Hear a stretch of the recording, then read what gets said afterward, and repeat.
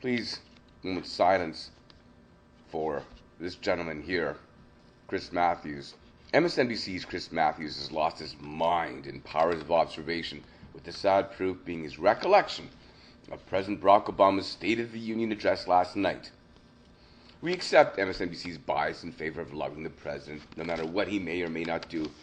But when bias becomes a fawning, drooling, hands out begging just to be noticed for a crumb, it is enough for the viewer to look away in embarrassment at the servile display of want and need.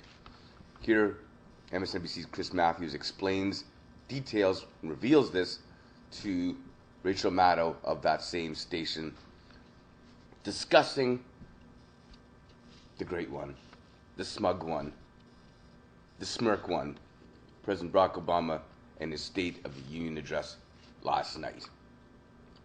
We'll play Chris's tape, last for about a minute or so, and then we'll come back and we'll discuss whether we should ship him into a home. 'Cause he's mental! Point. I think something that I mentioned earlier tonight, and I'm very proud I did it, and I hope I can say it the right way.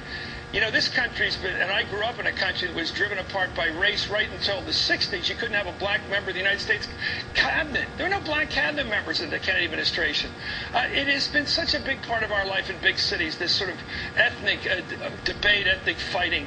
And then to see a president of the United States who is African American. I was thinking tonight, this isn't even an issue tonight. How far we've come in just a year where it was a campaign issue in some parts of the country. It was talked about as something that would hurt him. And it wasn't in the room tonight. You could feel it wasn't there tonight. And that takes leadership on his part to get us beyond these divisions. Really national leadership. And I felt it wonderfully, and I saw it almost like an epiphany. And I hope it's true. I hope what I saw is true, that we've gotten beyond it.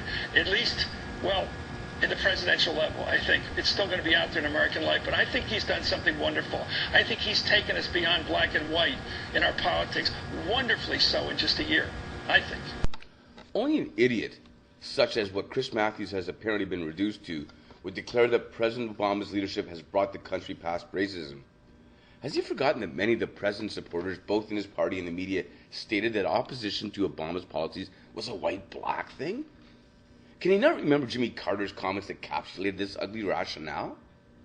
Both he and Jimmy Carter should be parked in a home where they can be blanketed in wheelchairs to stare at each other for eternity.